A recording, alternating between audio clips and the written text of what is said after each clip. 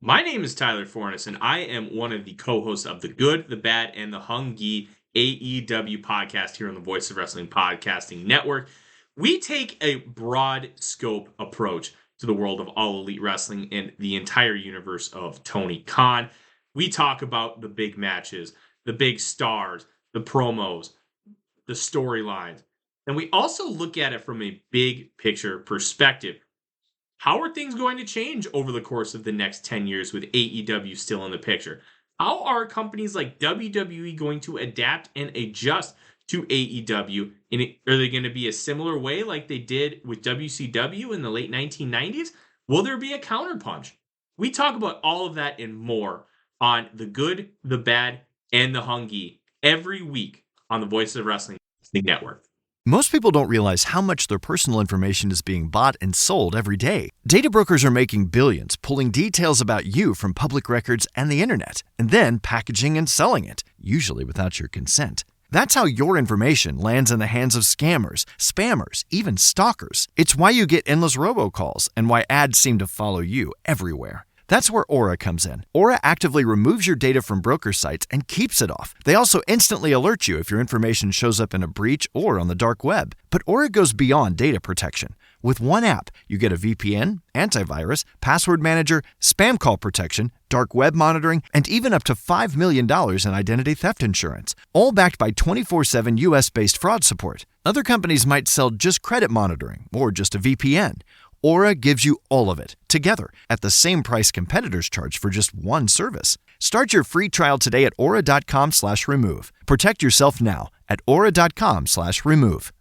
This podcast is a member of the Voices of Wrestling Podcasting Network. Visit voicesofwrestling.com to hear the rest of our great podcasts, as well as show reviews, columns, opinions, and updates across the world of wrestling.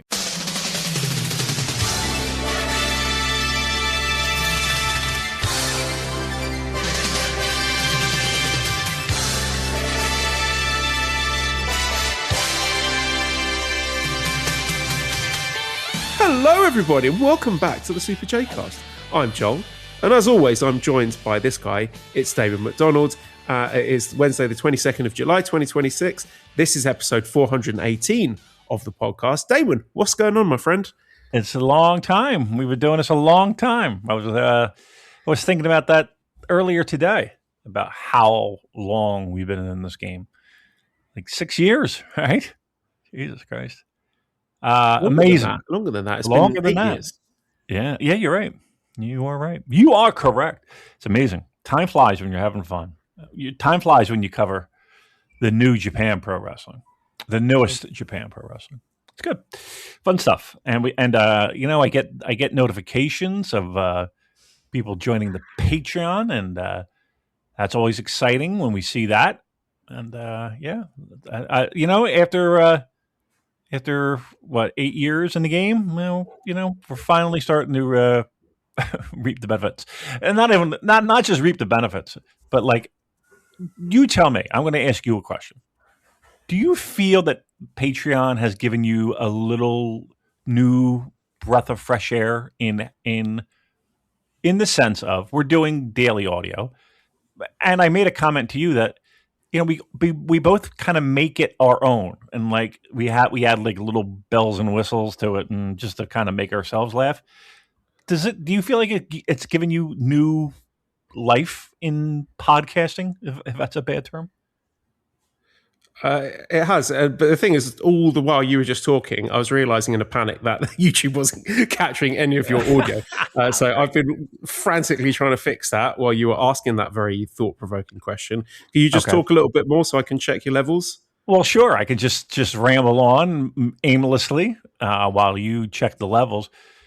And then wonder... Back now. All right, good. My question... I don't know if my question came across, but Patreon, has it given you new leases on life when it comes to podcasting, in the sense of we're doing the daily audio for G1, which is fun, and we both added little twists and little spice of our own to each of our daily updates, and it's been fun so far. I mean, I've only done one, mind you, but kind of you stretch your creative legs a little bit. To some extent, yes, and I find creating that additional audio and bonus content, whether that's the challenge of doing a solo review, solo audio, or reaching out to someone I've not spoken to before and having like a first time guest on the show to talk about something perhaps beyond my comfort zone, like a DDT show, for example, or just being able to indulge my other hobbies, like the Texas Chainsaw Massacre show that I did with Josh from Keeping It Strong Style. All that stuff. It's very enjoyable. I really love doing it. The only thing is it can be tricky to manage, especially at this time of year with the challenges of being a dad as well, because it's summer holidays now. And it was actually, I found it easier to do the G1 stuff while it was still term time, because then the days got a bit of structure. Sure. But today, being the first day of holidays, Mally was still at work today, so it was her last day today. So I've been solo parenting, which is fine, but it's fucking tiring, man. I'll tell you that. It is arguably harder than actually going to work. In fact, I think it is harder than going to work. And that's probably a bit more rewarding than going to work. And don't get me wrong, I love my job, but it's you wake up in the morning and the kids are up. They're usually awake before me, and they're, Daddy, what are we doing today? And got to plan out the whole day and then take them out, and they're full on, my two. They need a lot of stimulation, and they talk to me a lot and ask me a lot of questions and crave interaction with me, and that can be quite draining. So I took them out today. Went to Teignmouth. So we a lovely day, playground, beach, arcades, had lunch together. Then I thought, okay, we went to the supermarket, I was wrapping it up, and I thought, okay, well, I'll be able to go home then and watch night 5 of the Grade 1 Climax and make some notes, so make a bit of time, get the kids' dinner sorted, and then do the audio with you. And then Mally calls me and says, I've finished work. It's my last day. Can you come and meet me at this cafe? Because I want to have a celebratory drink. So I'm like, okay, yeah, fine. So then take the kids there, and then we're sitting in this cafe, and I'm just like looking at my watch, like, what are we going to watch? I'm going to send you the invite for the show. And I get it. So then finally get home, and Mally, she's working really hard. Incredibly difficult job that she does. She's working with some horrendously behaved children, and quite fairly, and she's entitled to this. As soon as we got home, she's just on the sofa, just absolutely fried, and just didn't move there for like the next 4 hours. So I'm like, okay, I guess I'm doing everything then. So I sort of simultaneously trying to watch the G1 show and cook dinner for the kids and look after them and get them showered, get them ready for bed. So just like trying to juggle all those things whilst also make time for the audio it's bloody hard work, man. So it sounds like it. $10 tier, get wallets out, please. Please make it worth my while, people. Right? He's frazzled. He's pulling his hair out. It was funny because everybody I know says similar things. Hobbies go literally out the drain, out the door. The kids become priority one. I get it, sure. But then, I don't know if people have listened. A lot of people have, but when we did the Lanza Unmasked, he's talking about, it's fucking easy. It's not that big of a deal, blah, blah, blah, blah, blah. And I'm thinking, like, how do you skirt that? Like, how is it not hard for you, yet everyone I know, it's like, it has days where you just want to fucking jump off a bridge. Well, it's because his content's not very good, Damon. Right? Oh my goodness gracious. As bad as that I am doing, where, there's actually a benchmark of quality, then it's a lot more demanding. Oh, that's not fair. That's terrible. That's terrible. That's not right. That's not right. But you know what I mean? It was just like, I was kind of a little bit blown away by it.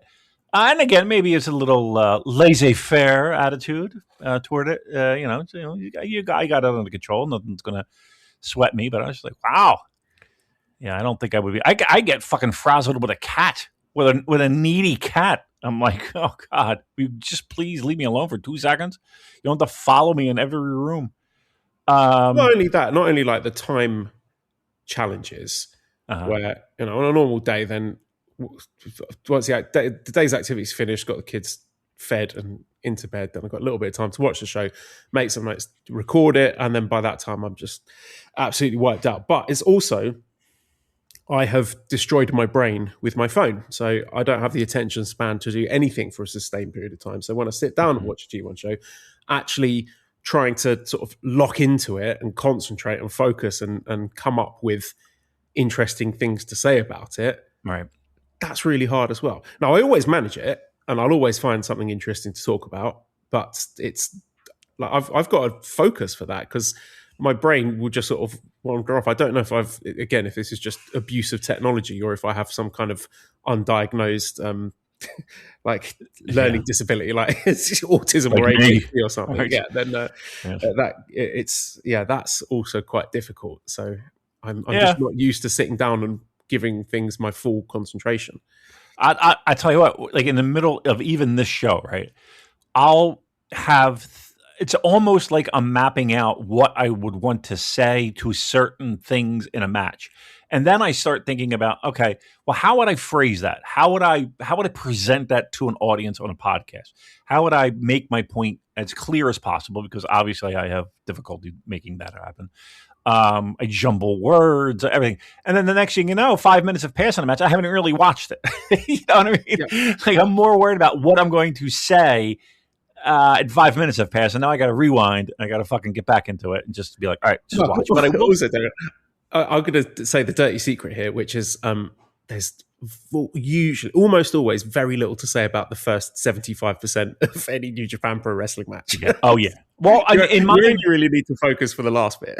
Correct. In mine, I mean, I'm not doing the non-tournament matches. You know what I mean? Like, I mean, I'm sure that there's little nuggets and things leading into the next day. I'm going right into the fucking main entree here. I'm not dealing with that. Whereas me, I'm on my hands and knees sifting through the sewage, like the guy in Shawshank Redemption, just crawling on my hands and knees through all the shit, just trying to desperately find some kind of nugget of interesting discourse in there. Yeah, I hear you. But it's been fun. Like, I honestly feel like as much as I can, I've tried. Oh, yeah.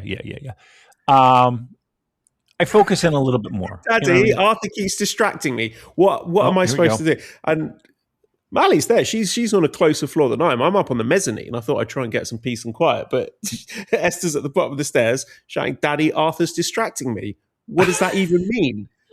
Well, guess what? Distracting her what? from what? Her podcast. What? She does a... What's he distracting you from? Silly drawings. So who's trying to do silly drawings?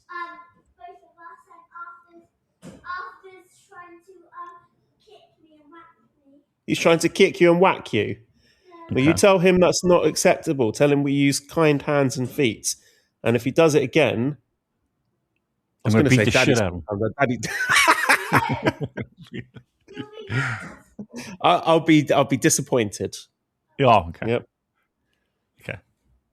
Okay. We do things with the cat, and when the cat gets bored with us, we chant boring at him. And Cheryl was like, can we get Joel's kids to just do a voice recording of boring like we did before? And so we can just play it whenever we can. So that they have an assignment. Your children, we've given your children a summer assignment. I need an audio of them chanting boring like they did before when we were chanting boring to ants, a bunch of ants we were chanting boring to. And a couple other things. We were chanting boring. Yes. So I need that, please. Were you also chanting? Now I've picked up the Yankoid accent. Yeah. Well, actually, you know what? There's a difference. Obviously, there's dialectical differences in British as well. Most of the people I work with and the children I teach, they got the Devon accent. So they would also say like chant and dance and things like that. Whereas with my London accent, I would say chant and dance. Chant. Yeah. And there's a teacher. No, I'm not going to say it actually because I don't want to dox myself. So I'm just going to change that. What I was going to say is, were you chanting boring at the FIFA World Cup final? Did you watch any of that? I did. Yes. So sorry. I did. I did chant boring. I wondered aloud Well, first of all, I'm glad it's over. I'm going to be honest with you. I'm glad it's over. I kind of had my fill. I've had my fill of no score, people fucking pretending they're hurt when they're not. Like all the usual American. Why is this sport even here? I watched it. It was pretty common. Like Cheryl wanted to watch it. Oh, all right. Let me give you the fucking, because I can't tell the story without setting the table. So Cheryl was away all week, and she was just miles away from the house. And where was she? May you ask? Watching my brother-in-law's. Is it my brother-in-law? Her brother. That would be my brother-in-law, right? I get all that confused. Yeah. He went away. He took Cheryl's mom up. It was a Christmas gift. It's finally coming time. They're going on a trip up to Maine where she lived. So great. But it required her to stay at his house.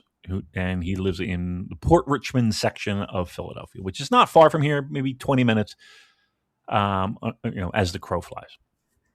Anyway, so she's there every fucking day. She goes to work. She goes there. And I'm watching. I'm here with good old Finn, the cat. So one day, the final day, she wanted to watch because BTS was going to be on there. And it's one of her favorites.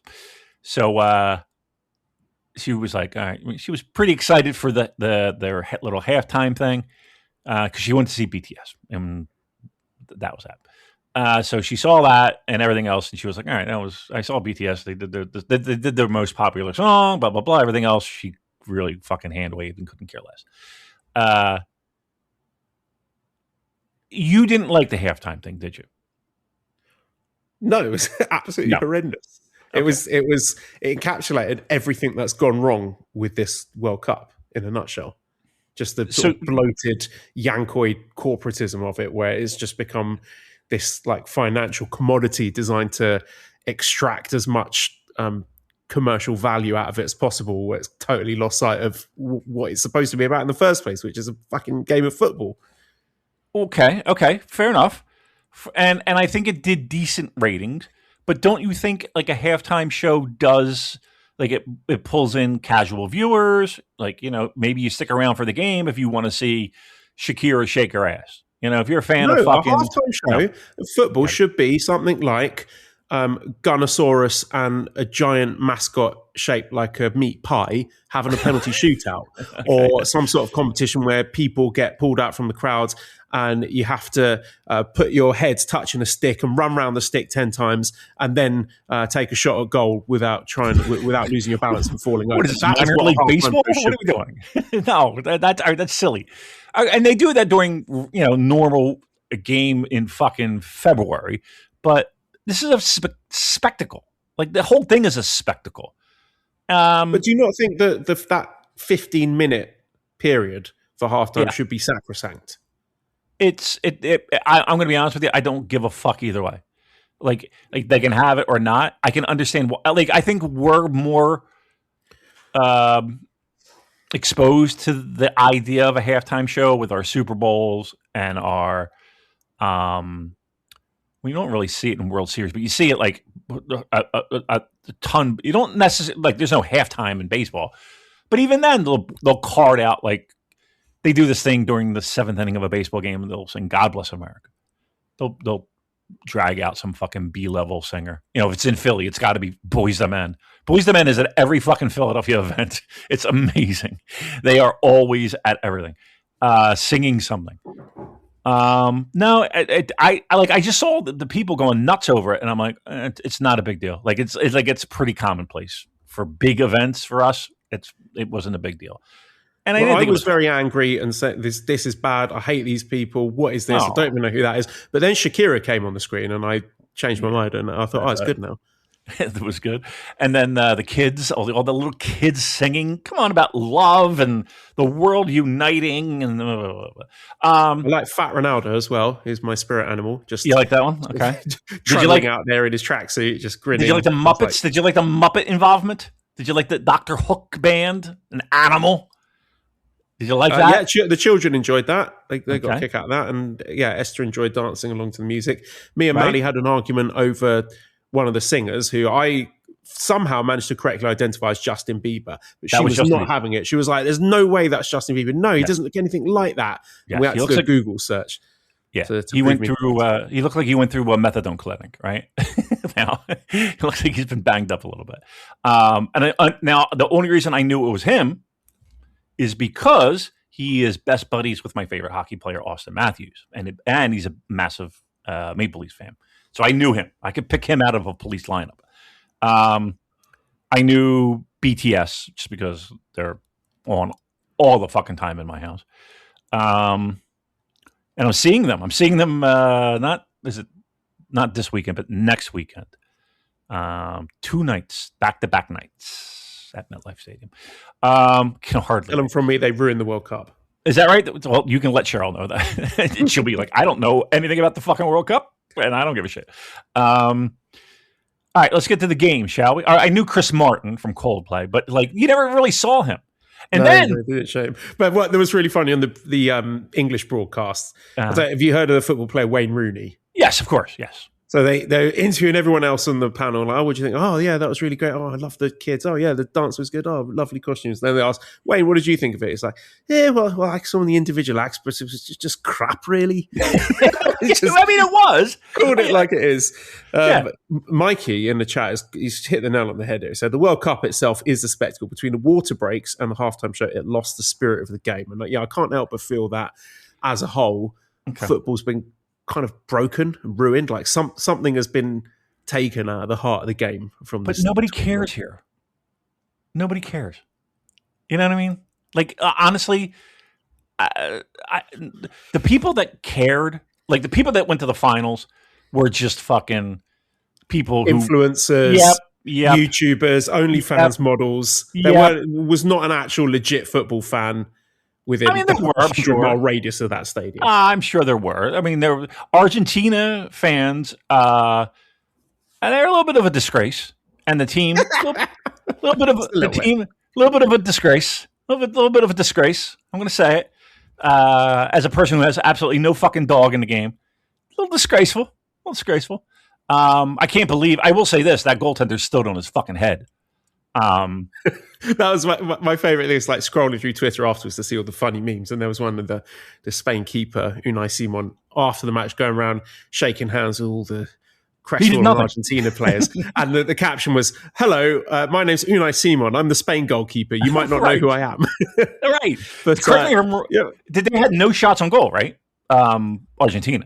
None. Right? I think they had like one during extra time, which was heroically blocked by the face of Arsenal legend Mikel Merino. But I mean, you're absolutely right. In terms of the match itself, they seemed to have no desire to stick to the rules. They didn't even seem to want to win the game. They just seemed focused on winding up their opponents and bending the rules and trying to get one over on the referee. The House of Torture. Yeah, you ruined my bit, Damon. Oh no! Did I really?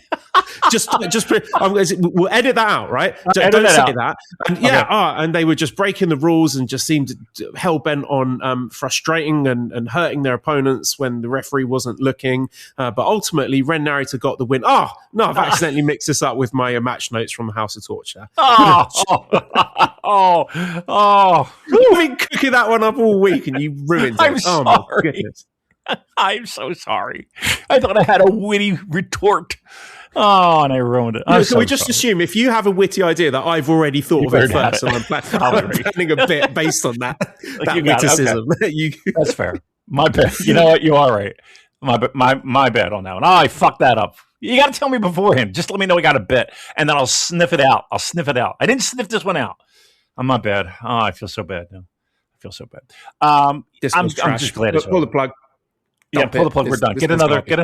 Call Josh from Keeping It Strong Style. He likes to go on everyone else's show, so he'll do it. He'll do the show. Well, no, he big leagued us. He was supposed to be coming on. I tried to organise a big crossover pod with myself and Chris Amsa and Josh from We Work Stiff, but Strong Style Josh, big league does. He went to go and watch The Odyssey instead, and it wasn't even good. Oh, look at that! He didn't even like it. No, he didn't even like it.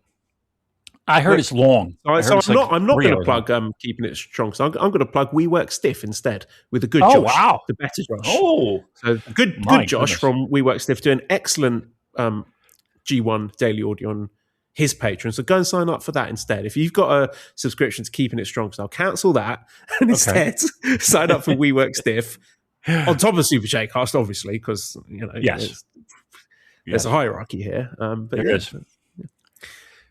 Oh boy, yeah. But I'm glad it's over. I'm going to be honest with you. I'm glad it's over. It was a little much. I just couldn't. There were certain points where I was into it, and then there were other points where I was like, "Is this the only thing that's on fucking television at this point?" And I just couldn't. I couldn't find a groove with it. And again, I'm sorry. I hate these games, and the final was a perfect example of it. Of a team just playing to survive. It's the fucking final. Just go for it, dude. Just fucking press a little bit. And they had nothing in it. It was pretty shitty. Yeah. I mean, I'm like I said, I'm over it. I'm good. How was your World Cup experience? I think this is something that you absolutely look forward to. And once England got eliminated, were you still, you weren't as into it, obviously, but were you still into it?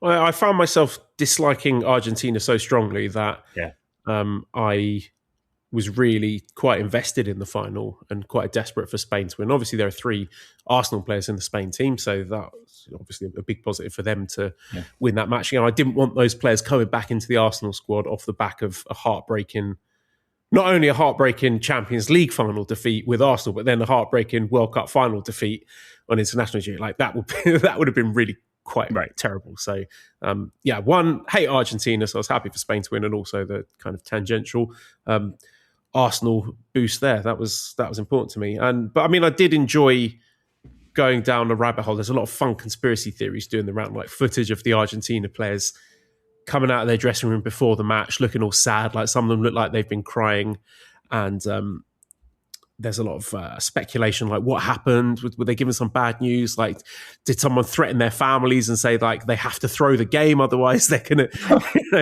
have loved ones kidnapped or something? Maybe they just found out about the Falkland Islands, dude. Maybe they just found out that too. The more I looked at it, the more the algorithm kept giving me stuff to, and then I started seeing videos that was saying the World Cup final was a Masonic power transfer ritual where they'd hypnotized Lionel Messi. So the cabal of lizard men that control the world were able to do a transfer of power. And at that point I thought, you know what, I've probably had enough FIFA World Cup for now. So I logged off and went and did something else. Watch milking table videos. Yeah. Because you seem to have that. You seem to have the entire. That's what he looked like. He looked like he was wanking off 2 penises onto his face. It does. Now that you mentioned it, Yuto-Ice's entrance does have that. I gotta be honest with you, I'm not a big fan of the milking table. Not a big fan of the milking table. Does not participating in one or watching footage of one. Well, I mean, I've watched everything, Joel. There's nothing that gets by these set of peepers. I'm not a big fan of it. Like it does. In fact, if I find it a little bit comical that there was a device where, you get the idea. We're trying to move away from this. We had someone criticizing the little ad that we do, that the pre-roll thing that goes on Voices of Wrestling. Oh, they don't like the new one? No, someone didn't like the old one. Oh, I'm going to find it. So I get ads for this podcast before the flagship, and I don't think they sell the show well at all. I don't know why you think dick jokes and pornography is a selling point for a wrestling podcast, but I would reasonably suggest it's more off-putting than attractive. And I was like, well, he's got a point, but if the shoe fits, we are the ugly stepchild. Well, again, we re-recorded it. We did redo it. So that person might be happy. I mean, it's more obnoxious and I think than the dick joke thing. But yeah, It was a fair criticism. And I replied to this person. And I said, okay, so how do you think we should sell it? What are your favorite aspects of the show? Then silence. There's no response after that. Really? Yeah, I mean, look, we were told to do it, and whenever we have some type of responsibility, has this person ever heard our fucking live ad reads for like I don't think this Manscaped? person is a listener to the Super J Cast, no. No, okay, so they probably listen to something else and hear our fucking stinger, and they're like, "What is this shit?" Here's the thing: we can afford to do that. That's really it. That's really we've got absolute contempt for our audience, and even less respect for people who don't listen to the podcast. Absolutely correct. Like you do get that, right? Like one of the funniest things was at Chris Sampson's barbecue. Not the name drop, but I'm having a conversation, and they're talking about how did you get all your Patreon people, and how did you get your listeners, and I was like, I don't know. We just do a fucking show. I was like, I don't want to know how many people listen. I don't want to know. I don't want to know how many people subscribe. I don't want to know. People were asking you about how we got subscribers to our Patreon. Yeah. Who was asking? Chris? I'm not going to say. No. Okay. No. And I was like, I'm going to be honest with you, Joel did all the fucking work and for the Patreon stuff. I said, the show, we've been doing it for fucking 6 years, and we got good, and we don't care. Like, that's really the key. Like to absolutely not care and just do a show is the most vital and important thing to keep going doing a show for 8 years. Like, yeah. You know what I mean? Like we've come to the conclusion long ago that you can't please everybody. So why not please ourselves? You know what I mean? Like, and we don't. I'm very good at pleasing myself. Oh well, I'm an expert, my friend. Let me tell you. You ever do it left-handed, just to make it feel like somebody else? It's sit on your hand for a bit until it goes numb. I'm doing it again. I know. Bring back the original ad rollers. Yeah, seriously, that was more accurate. It really was. But again, I was like, I said, I'm telling you the honest to God truth. I don't care. Like, I want people to listen, and I want Patreon subscribers, but don't tell me how many there is. I don't want to know. I don't want to know. Yeah. And then I got in a conversation over Ronnie Garvin, and I was like, Ronnie Garvin stinks. I'm sorry. Ronnie Garvin stinks. He's not for me. He's the most fucking boring piece of white bread on God's green earth. And then somebody was trying to make it. I was like, dude, I was there. I was there for every fucking month at the Civic Center. I lived it. I turned every week. I'm watching Worldwide Wrestling on Channel 17 in Philadelphia at 2:00 on a Saturday. And TBS at night at 6:05. Like, I'm that guy. Like, I was there. He stinks. Stop trying to revisit fucking history. He's not what people are trying to make him out to be. Like, he's just not. So there you go. There are two highlights from the Samsung barbecue, which was a lot of fun. I'm still thinking about those ribs. Those ribs were really fucking good. All right. World Cup. So again, overall experience, and the final, and the halftime, and yeah, there you go. I was happy with how things ended for England because we had a really thrilling third, fourth place playoff, which I was going to skip, but I thought, you know what, I'll watch it.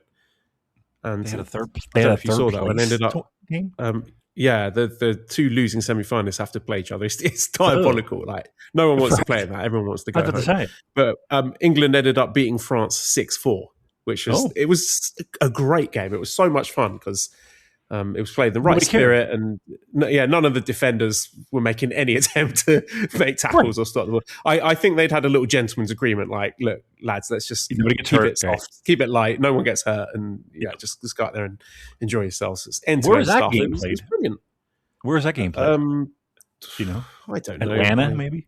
Yeah, maybe. Or Texas, with officially the third best football team country in the world, which is can't take that away. That's from pretty good. It's pretty bronze good. Medal, baby. With that. Yeah, I'll take that. No, in the entire world. Yeah, it's like Philadelphia was making a big deal. Oh, we had a lot of people come to our fan fest. It was free, and boy, we rolled out the red carpet for the world, and blah blah blah blah blah. I gotta be honest with you, everybody's just kind of like, all right, we're kind of glad this is fucking done. We can get back to normal, please. So, like, and that's the thing. It's like it was a lot of people supporting their teams from different countries that came here. Like, I don't know anyone besides me that went to a game, and I only went to a game because they gave me money to go. You know what I mean? It's just not a thing. It's okay. Like, we don't have to shove it down our fucking throat. Better than the World Cup, as I interrupt you and move us on. The G1 Climax, Damon. Now that's a tournament I can sink my teeth into. This is something we can get behind. Good, isn't it? It's good. It's really good. So far. Like, I'm not just saying this just to say it. Like, I have enjoyed, and dare I say, I have looked forward when I know it's game day. Like, I look forward to it. I love waking up in the morning, rolling over, grabbing my remote control, and popping on G1. Like, by the time I wake up, the replay is uploaded. It's ready to go. Ready to go for me. So I don't have to wake up at 1 o'clock in the morning to watch it live. I catch it right when I wake up at 6 o'clock. Boom. Right there. We're ready to fucking go.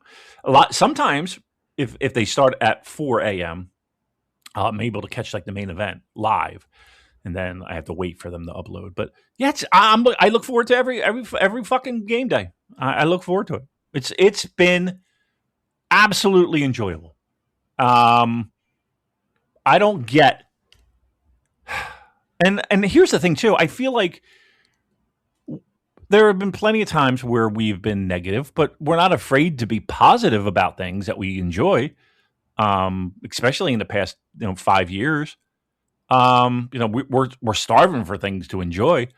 Like, I don't think this is us like trying to find a fucking, we're like panhandling for gold. We're in a fucking riverbanks with a little sifter with rocks, hoping to find a flake of. That's not it. I think every show has been at the very least good.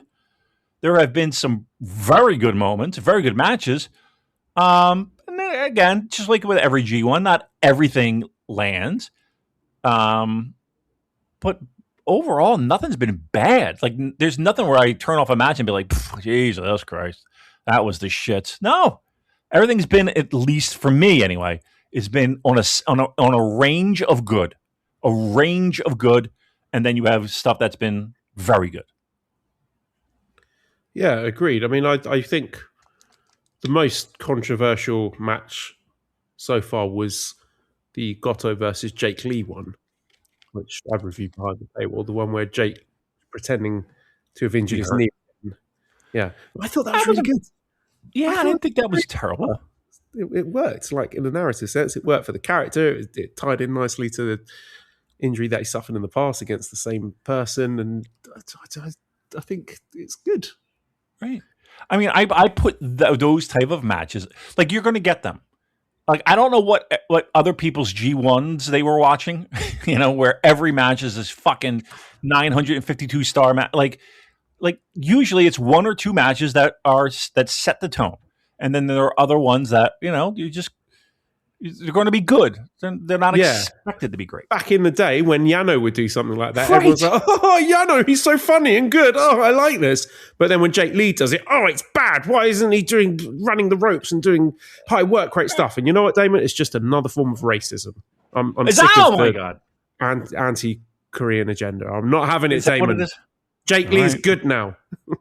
Well, I mean, listen, here's what he's doing. He's overshooting my low expectations, which is all that I really wanted. Going into this and previewing G1, we had a lot of moments of, how is this fucking guy even going to make it through G1, let alone, do anything that we're going to be talking about positively. And him, and I also have to tip my cap, my glittery yellow gigantic sunbonnet hat to SANADA. Thank you. Correct. You have to, like, again. Look, I made a comment to you, and I know we're going to like we covered all these matches in depth. Patreon, $10, fresh out of the box. But I texted you And I'm like, have you seen the state of fucking SANADA's left? I think this is his left arm. It looks like an old man. He looks like a 90-year-old man's arm. It is atrophied so bad. Like, I'm afraid for him to take a bump that he's just going to fucking shatter in a million pieces. Like, he has absolutely zero muscular upper body definition. Gone. Like, that injury has fucking depleted him. And yet he's still going out there and having good matches. Like that match, he's used that. He's leaned into it. That's the part of the narrative now. He's acknowledged. He said publicly, "Look, I can't do stuff with this arm that I used to be able to do, so I'm going to have to compensate in other ways." And that was the whole narrative of that brilliant match that he had with Yuto-Ice. It was great. He had to go. He was going through all his classic moves, all his like vintage moveset from the various eras of SANADA, but just wasn't able to get it done because of his atrophied arm. He couldn't lock in the skull ends and couldn't get the grip and the power on certain moves. So at the end, he's like, "Fuck it, I'm just going to kick him in the balls." Right. And just that was a hell of a ride because the crowd were just getting on board and being like, "Oh yeah, he's back to his best. Yes, we love this guy." And then right at the end of that, "Oh, you motherfucker!" Yeah. I've conflicting thoughts is the problem that's going on in my head and trying to get out to my mouth. It's conflicting thoughts because one, I'm like, okay, I don't remember him looking like this in Chicago. Maybe I missed it. And again, we were a little bit back, so you're not really getting the best vantage point for close-ups. But was his arm as fucked in Chicago? It looked like it's gotten progressively worse as the tournament is going on. Am I out of my mind? No? Yes, you are. No, it's been like that since he's returned from his injury. I don't remember it being that bad. Maybe, I don't know. Maybe I wasn't paying attention too hard to fucking SANADA. But boy, that match. And so there's a part of me that's like, all right, this motherfucker should never have been in this tournament. Like it's just, and whoever gave him the green light, like I'm not even blaming him. A pro wrestler is going to be like, "Yep, I'm fine. I'm going in. Yep, I'm in. Give me the yep, I'm in. Yep. Oh, what? It's just a bloody stump. It's fine. Just give me a fucking cold compress. I'll be fine." I blame the company for putting him in there. I really do. He should not be in there. That said.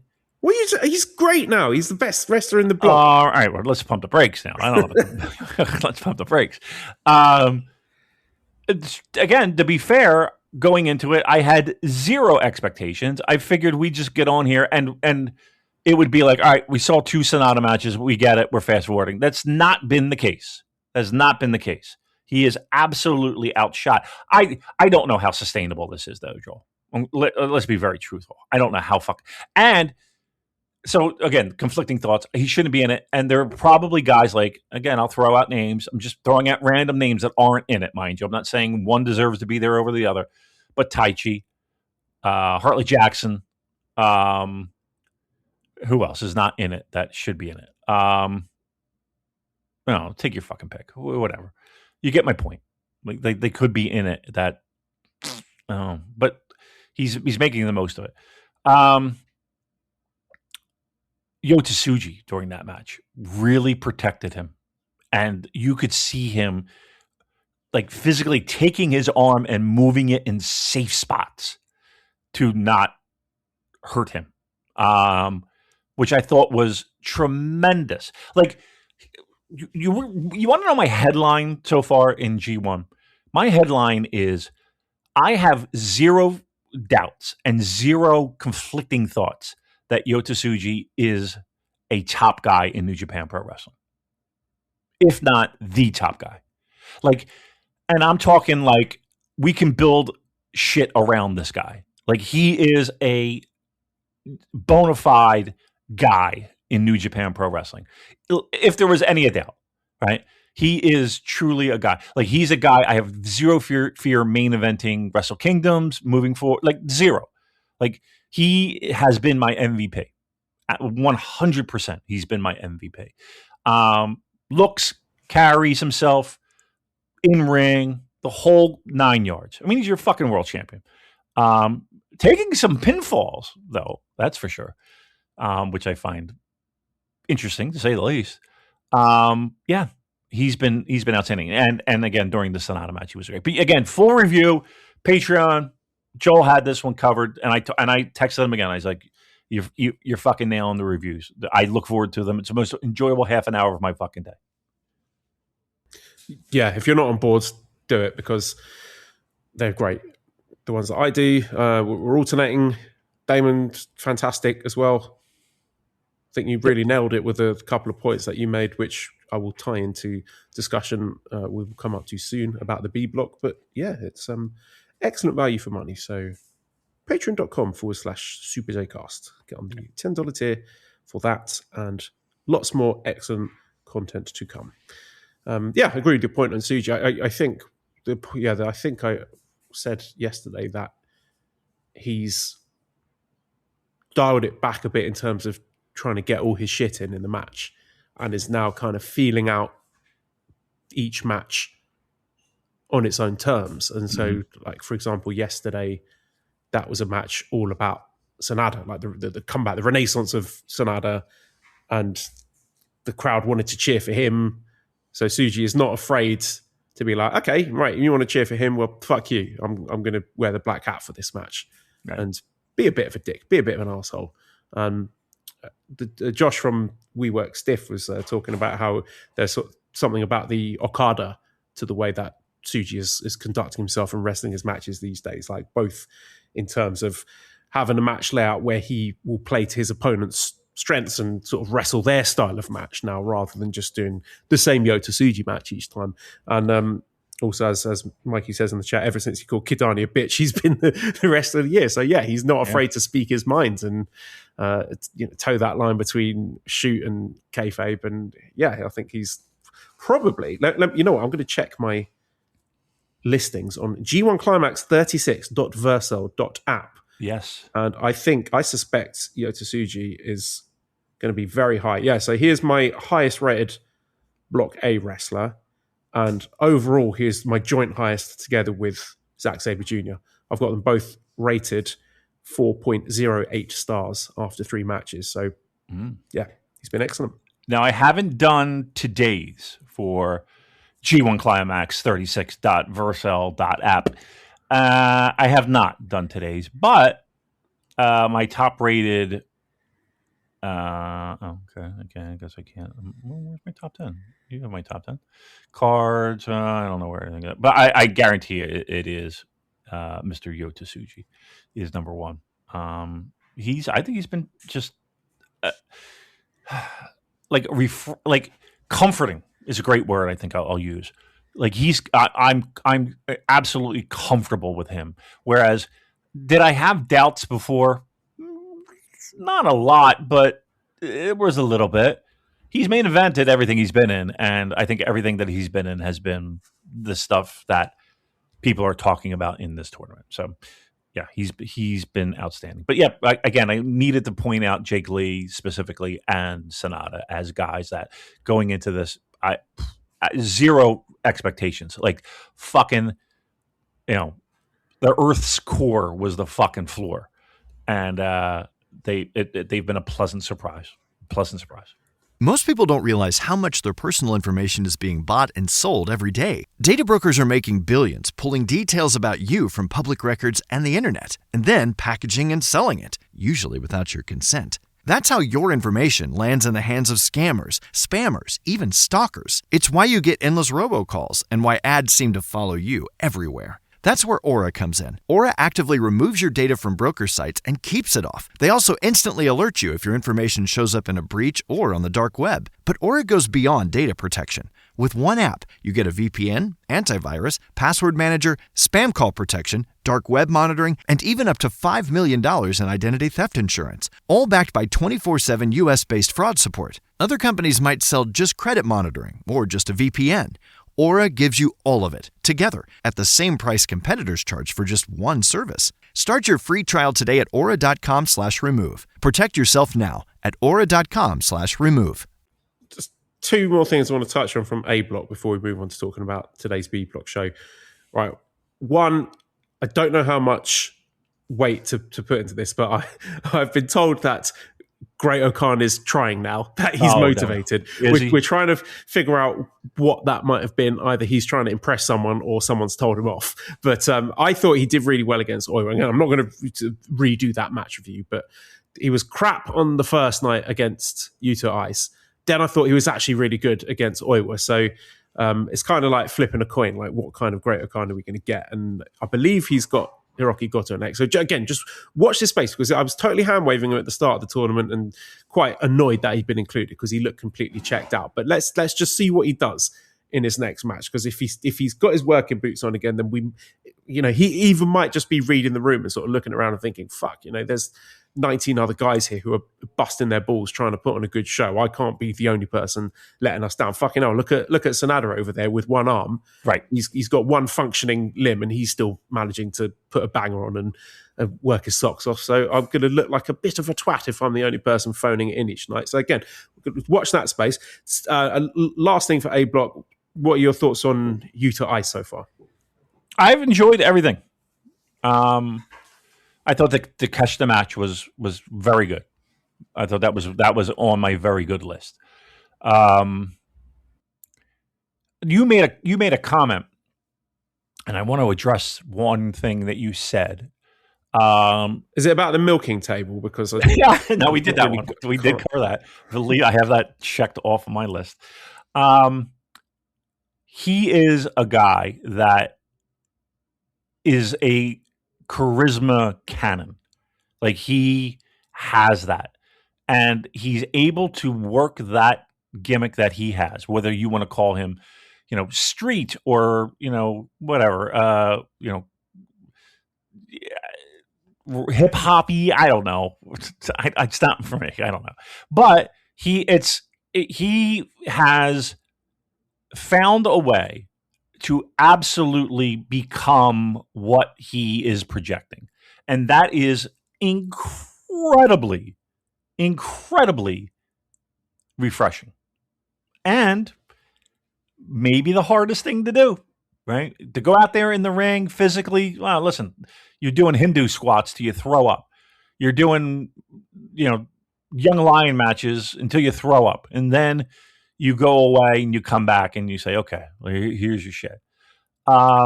He's a guy that reminds me of when people throw around, he's, too prideful. He's not smart enough to fucking not know when to stop, right? He's got more guts than brains. And that's, I like that. I got no problem with that. I find it somewhat amazing that there are still people kind of like, well, he's kind of hidden away in the tag team, and let's see what he can do as a singles. Like, okay, fair enough. And I think everybody's doing that. Like, I think everybody's doing that for a lot of people. Aaron Wolf, Boltin Oleg, Oscar, go down the list, and he's one of them. But I don't want this to sound like he's a guy that I'm going to pop in a Wrestle Kingdom main event like tomorrow. No, like this thing will develop and grow. But in the year that he's been around, maybe a little bit, probably closer to 2 years actually. Like, I feel like there's like, name me another guy that has that charisma cannon that he has. Like, they don't fall for trees in New Japan Pro Wrestling. Like, they take a while to become comfortable in who they are and what they are. Like, you think Shota Umino was comfortable? You think fucking, whomever. Hanare? Look at all the iterations of Hanare, Yeah, I mean, how long did Naito take to get it? Oh, Christ. I mean, that's probably the most famous one, right? Hey, look at fucking Shinsuke. If you want to go back even further, right? Like, it takes time. Like, and I don't even think that this is like the full form Yuto-Ice that we'll have in 3 years or 5 years. Like, it will grow and it'll develop and it'll morph. But even right now, I feel like he's clicking on all cylinders when it comes to that. In ring, I think he's solid. He's strong. I have zero problems with Yuto-Ice. Like that's the least of New Japan's pro wrestling problems. Yeah, Mikey makes a good point. He says he's so confident in himself, people are desperate for him to fail. And That's a there great is something point. to that. And also that kind of ties in with he's sort of blurred the lines between kayfabe and reality really nicely because, yeah, he is cocky and he also can't wrestle very well. You know, he's not a well-rounded wrestler. He can't do the mat grappling and the transitions and the nice sort of fluid, floaty stuff that like a Yuya Uemura can. He's a brawler. And his matches are very one note, but that's sort of the story, isn't it? That he is getting beaten quite comfortably by guys who do have lots of different aspects to that in their locker. And like Takeshita absolutely schooled him. And he's got the pedigree as a tag wrestler, but not got the record as a singles wrestler. So it's his first G1, and that's true. That's the case. There and just had a series of unremarkable losses and being like, oh, well, okay, this guy's just not on the level as everyone else. He is managing to tell that story, but also make himself very compelling and charismatic and sympathetic in the process of getting his ass handed to him on a plate every night. So I think what he's doing is actually very skillful. It will remain to be seen whether he can improve those other aspects of his game. And of course, I believe that he can. Like I've said before, wrestlers are not static, especially the young guys, the inexperienced guys. They're only going to improve. So those parts of their game where they're a bit ropey, that's going to get better when they get more opportunities and wrestling competitions like the G1 Climax, where they get extended periods of time with the spotlight on them, working with a range of experienced opponents and different styles of wrestling. So this is the only way he's going to get better. So I just think it's mental to be demanding for wrestlers like him to be the finished, fully rounded, complete package right off the bat. Like that's ridiculous to expect that. Yep. Look at. I mean, how many people? This is why I'm kind of amped up over G1 because, it's finally we're having really solid conversations about a myriad of guys performing in their first G1. Like that is like, okay, if they do, even if they do very well, they're only going to get better. They're only going to improve. They're only going to become more well-rounded. Like, this is a lot of guys, and I correct me if I'm wrong, this is the most single-year wrestlers in a G1 in like for a long time, right?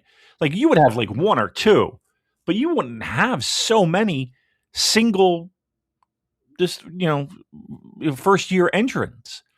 Wolf, Boltin Oleg, Oleg Boltin. No, that's not his first year. Oh, that's his second one, isn't it? Yeah, isn't it? It says I think it's Wolf, Oscar, and Yuto. Who else am I missing? No, Hanari's been in. Okay, maybe I'm fucking blowing smoke then. Okay, that's even more disappointing, I guess, because I got some thoughts about Oleg Boltin and Boltin Oleg, both of them. We got some thoughts. Go on then. Like, if there's anybody that I'm worried about, it's him. Wow. Okay. I'm worried about him. One, I think he's very awkward. Like, I talked about Oscar and how big he is and how tall he is and how you might expect him to be tripping over his own fucking 2 feet and clumsy and just gangly and it's not that at all. He's not that. But for Boltin, I see him constantly tripping over his feet and not really like watch those shoulder tackles and where they're crisscrossing ropes and like he just feels like he gets everywhere a second late. Charisma, he has none. There's nothing there. Like, I know New Japan can lean heavy on legitimate fighting background and legitimate athlete status, and they've done it since 1972, no doubt. And I know this is an unpolished stone.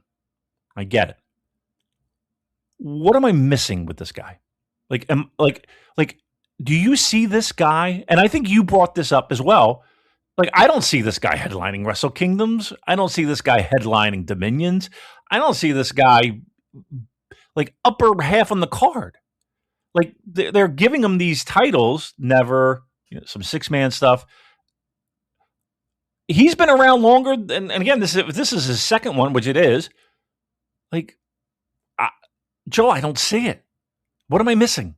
He's big. He's strong. He's athletic. He likes to toss people around. Okay. What else?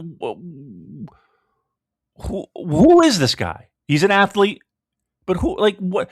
Like, I don't want to sit here and talk like fucking Bubba Ray Dudley. You got to. It's the stories. I'm doing a Joe Lanza impression of him doing Bubba Ray. I don't see it, dude. I'm sorry. I see the athlete. I don't see much of anything else, dude. I'm going to be honest with you. I think the domestic fans are quite taken to him. They like him, just judging by how they received him in the Shingo match yesterday, which was one of his first main events that I can recall, and being able to cut that post. Did you think that match was good? Good, not great. Thank you.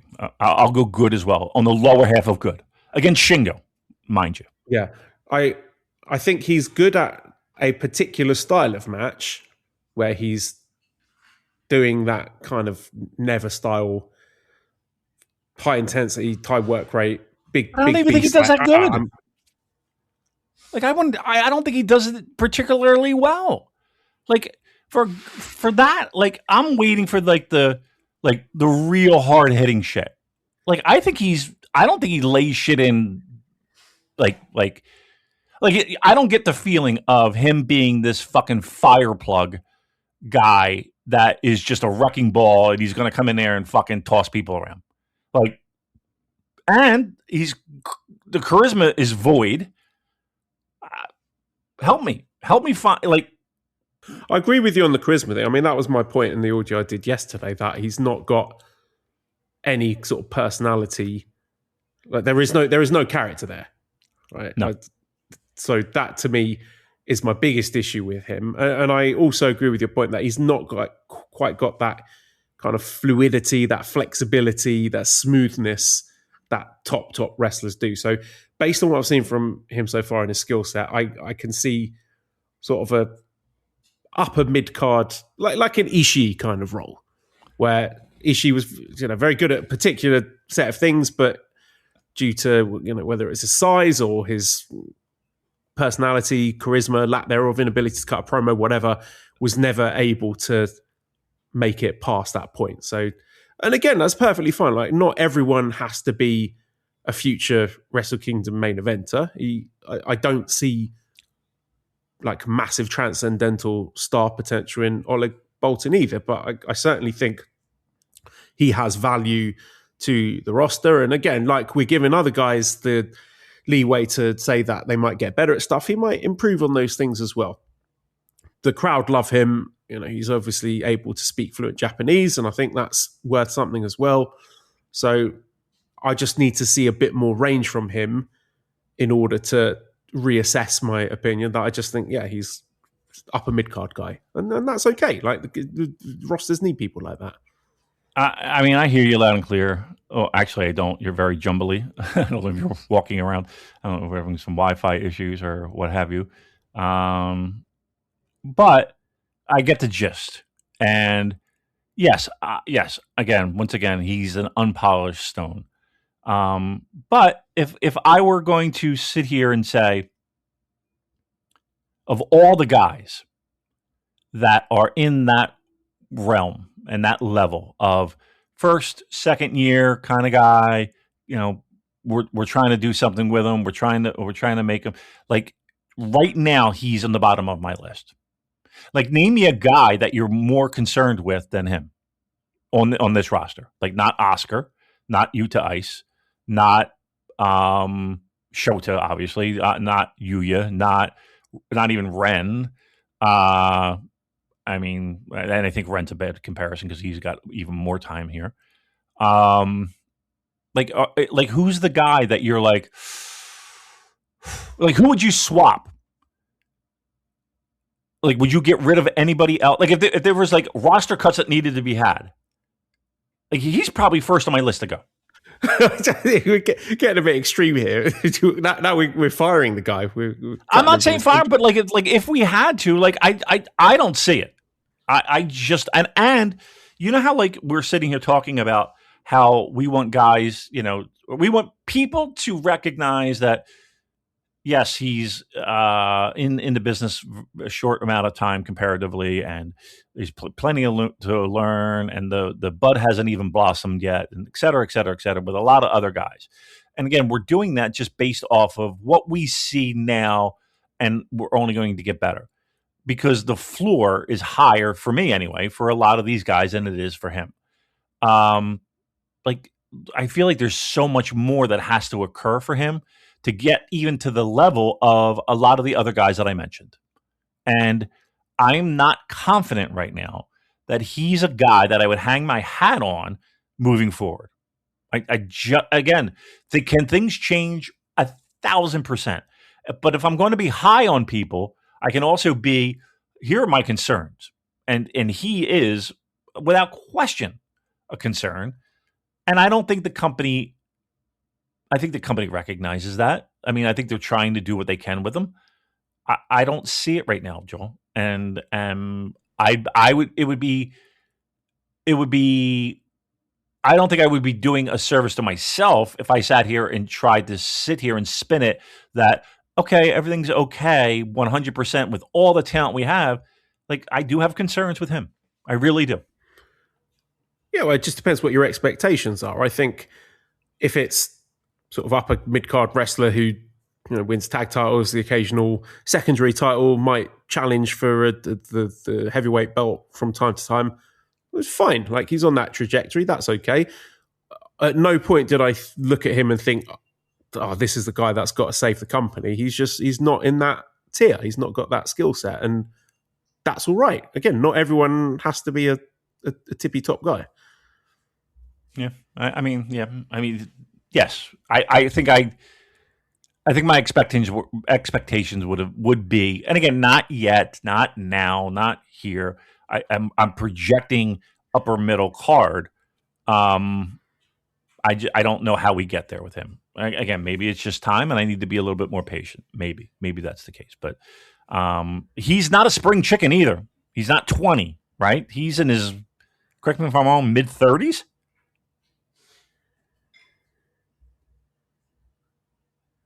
Oh,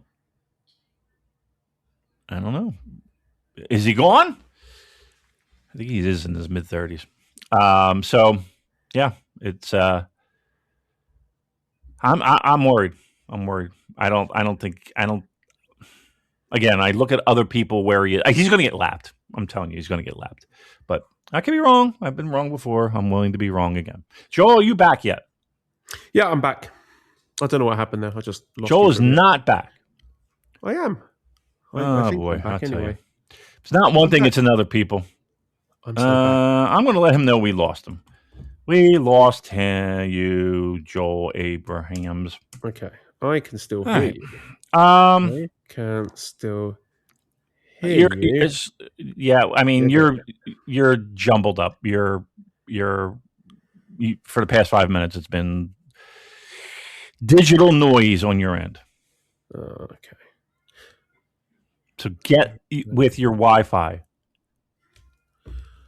Can people join Patreon so we can get Joel a real Wi-Fi provider? Of 8 years of the worst internet service he could possibly have. Again, I live in the middle of nowhere. I know. That's to be fair. To be fair, I'm surprised you have any Wi-Fi. To be quite honest with you. Am I back now? You are sounding fantastic now. Yes. Okay. All right. Well, let's keep rolling then. Should we move on then to talk about this B block show? So this is Niigata. This was night 5 in the City Hall Plaza Aure Niigata, Niigata. We had an attendance of 1,555, and that is up 8 from last year. Let's go. So we are absolutely flying, Damon.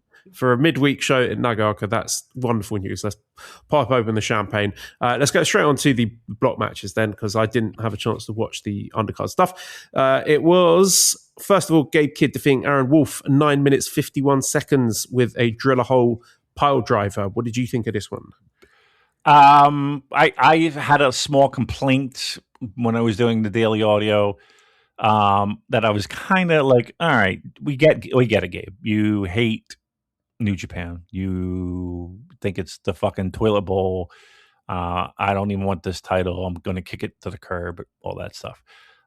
This was actually, I loved his opening with the gi and mocking Aaron Wolf's legitimate martial arts background. Yeah, I mean, I think the biggest thing that we wanted probably for all of us was the progression of Aaron Wolf.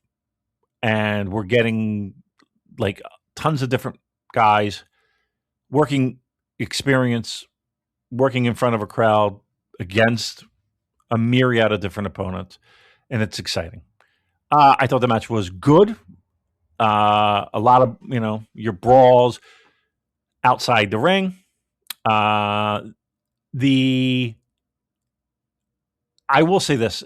I like Gabe Kidd's pile driver. I'm always there when he gets like guys like Oscar and Aaron Wolf, guys that are like sizable, getting them up and hitting that pile. I do think that like the look of that is really smart. It's really, like, it really is sharp. Aaron Wolf has held his own, guys. Like, he has absolutely held his own. He doesn't look lost. He doesn't look like he's uncomfortable. Again, are we keeping things a little simpler? Maybe, possibly. Like, he hasn't really done that epic, thing, and we're not asking him to do that. He's and correct me if I'm wrong. The feedback that we have heard is that he is like a sponge, and he is like letting veterans dictate matches, and he's there for it all. Like, he's not out of place and mistimed, and like, he's there for everything. Yes. Yeah. I asked someone a while back what it was like working with him, and they said, like, this guy's fucking great. Just listens to everything, follows everything, adds his own ideas to things. Yeah. And yeah, I've had nothing but good stuff about him. Yeah. So I think, again, I know everybody's has the microscope out and wants to see what they have with Aaron Wolf. And I'll tell you flat out right now, one, things are only going to get better. Within this very G1, things are only going to get better. And two, he has been very good up until this point, better than a lot of people would have expected 6 months into this dance. And again, he's not trying to overcomplicate things and do things that are like well outside of his wheelhouse, but in the same breath, like, it does feel like he's stretching his wings a bit. And that is good because he's keeping up and he doesn't look lost. So, if I'm giving a letter grade so far, he gets a B+, A-. Like he, for a guy 6 fucking months into this business, I think he's doing better than I would have even thought. I'm going to put it that way. And the Gabe Kidd match was fun. And again, we're seeing him in a myriad of different opponents, I can't wait for Aaron Wolf matches. Let's put it that way. I can't fucking wait for Aaron Wolf matches because I'm just so pumped of what this will look like. Like, I wish I had that fast forward button and I could go a year and a half, 2 years, and see where we are with this cat. In the same breath, I'm enjoying the ride. I'm enjoying this so far. This is exactly what we wanted. I can't complain at all. Yeah, I might be the time man of this. I absolutely love this match. I thought it was fantastic. Yeah. It was the first time I think I've really seen Aaron Wolf letting loose, like properly throwing an opponent with the handbrake off. Like, early on in the match, he was just absolutely ragdolling Gabe, and it looked tremendous. Like up until that point, when he'd done those judo throws, it felt like he was just being a little bit careful, like he was scared of hurting his opponent. But with Gabe, he was just like, eat shit, and was just like absolutely flinging him across the ring. And Gabe was selling it brilliantly. I liked his facial expressions. He was just like, oh shit, what have I done here? I might have got myself into trouble. I don't know. I'm quite enjoying Gabe, and I might be the on an island here, but I quite enjoy the shit housing.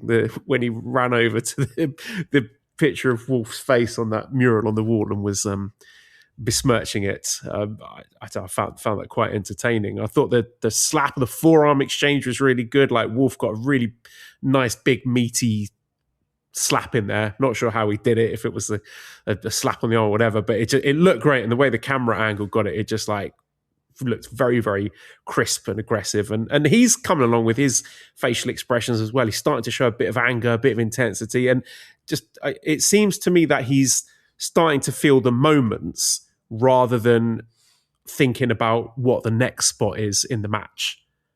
And I've likened it to, when you're learning how to drive, like you're focusing on all those individual elements. But now I feel like he's starting to put things together and being able to sort of vibe with one particular part of a match rather than sort of worrying about the big picture stuff. It's just those small improvements, little things like that bit where Gabe's rubbing his hair and then he transitioned that into a judo through. He's starting to develop those little creative spots now that the basics are down pat. Like the emoting, the firing up, still a little bit inauthentic. It's like a bit like, I'm going to do that with my hands and roar at the crowd. But that'll come, and cardio as well. I mean, that might be something to keep an eye on too. There was a bit in the middle of the match where Gabe got on top of the turnbuckle and started shouting at Tanahashi, and I was wondering if that was just a bit of mid-match stalling so Aaron Wolf could catch his breath. I don't know, like if I'm out to lunch on that, but that was just, it seemed a bit strange to me that suddenly just took the attention off of the match and moved that onto Tanahashi. But I'm going to agree I'm going to agree with everything you said, but I haven't heard the word you said, only because the internet like literally just jumbled. I didn't make out a word, and I was just letting you go, hoping that the recording picked it up.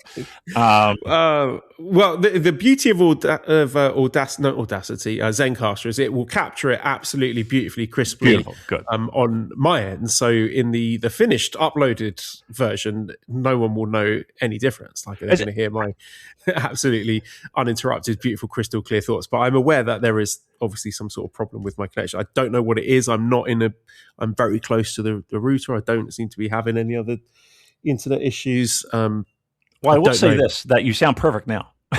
Okay. So I think somebody's sabotaging your Wi-Fi when you have a valid and hot take. It can sense your hot takeness, and it's destroying the Wi-Fi. But so far so good. But give me the quick, too long, didn't listen version of what you just said for me. Sure.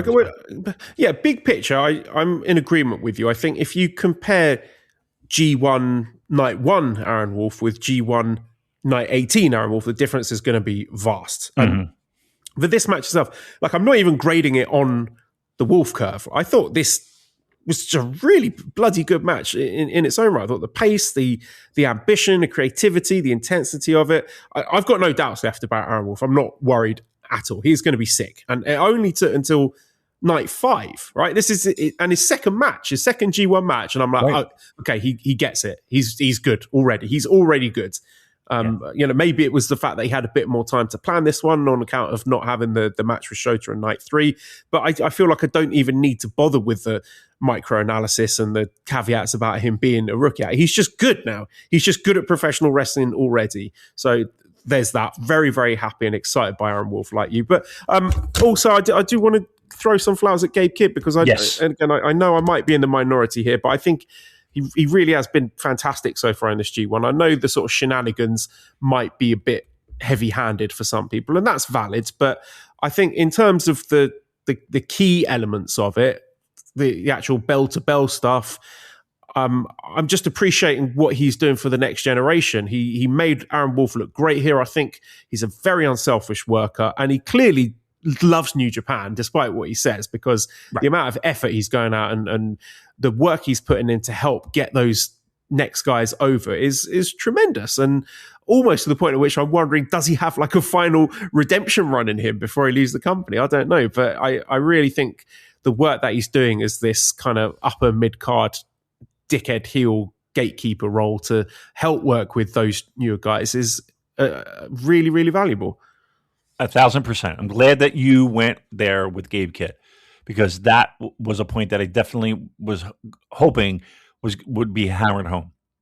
He's been over and above. Like, he's in the over and above category for me. Has he been this, fucking ring general? No, but he led that match, and he controlled the pace, and he was very giving, incredibly giving. And he knew his assignment. Like, I got nothing but praise for him. Now, again, look, I would love a heel in New Japan Pro Wrestling to not, watch it with the potty language and the middle fingers. Do we need all, that? But it is like, it does, like, it's like the same, like, I'm the heel, I'm going to get heel heat. So it's fuck this, fuck that, middle finger this, middle finger that. And it's like, all right, all right, we get it. I just kind of I would want just something a little bit more well-rounded. Again, am I nitpicky? Am I, finding fault where maybe who cares? Well, I'm sure a lot of people just shrug their fucking shoulders to it. To me, it's just like, all right, it's a little heavy-handed, and it's like, all right, can we do something else to be a heel as opposed to just everything is fuck you and shut the fuck up, oi, oi, oi.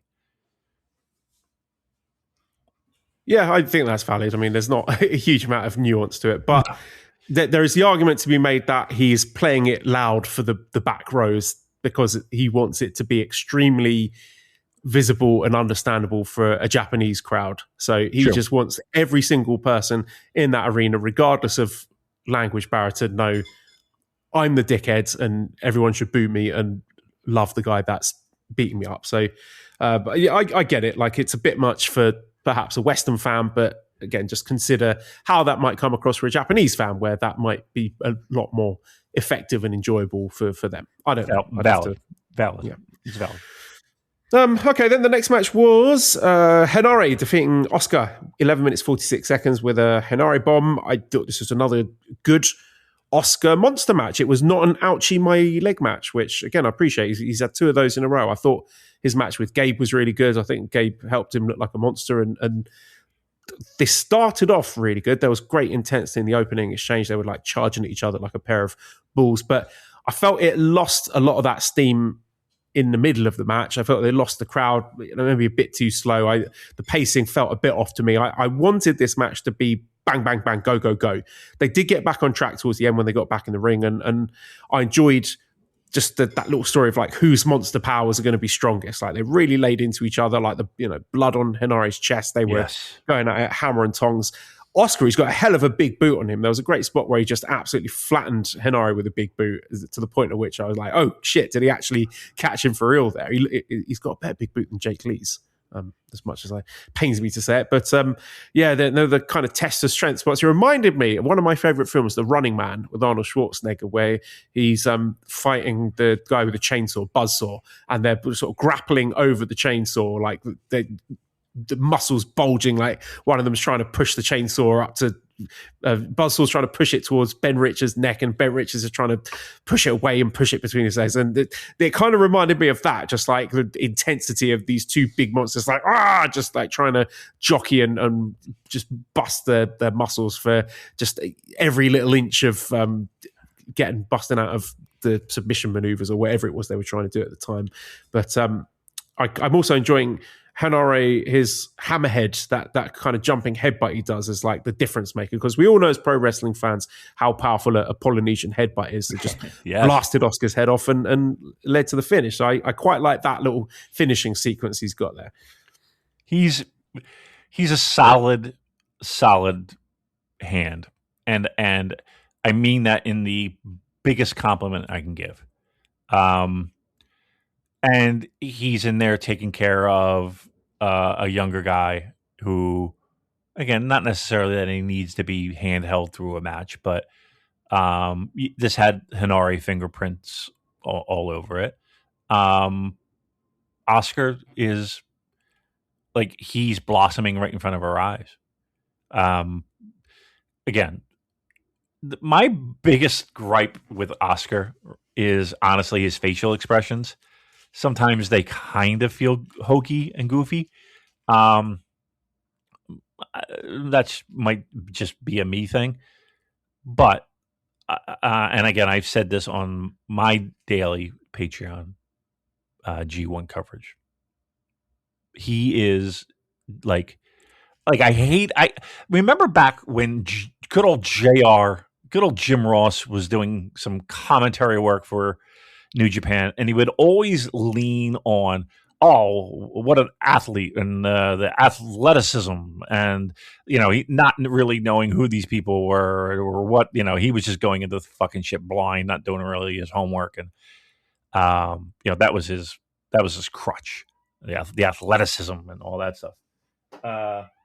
We got a visitor. We got a visitor coming in. What's up, Big Finn? What's happening, buddy? But he is for a guy his size. Like, I don't see like how this company was just trying and shoving down our throats Hikuleo of being that guy, and I look at Oscar and I just see just like leaps and fucking bounds. He is beyond what, every iteration of God and Fale and Cody Hall. You remember Cody Hall, right? We've been through it. We've been through it a million times, and we've been sold bills of goods that never quite panned out. But with him, I absolutely see it. Again, is he a polished stone right now? No. He still has plenty of polishing to go, but I love what I see so far.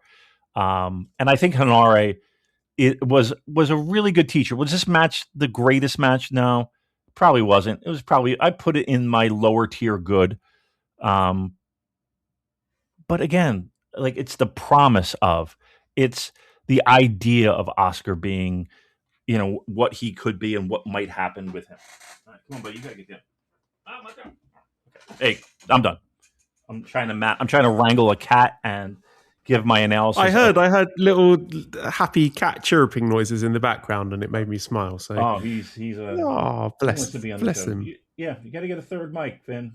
All right, very good. All right, I'm done there.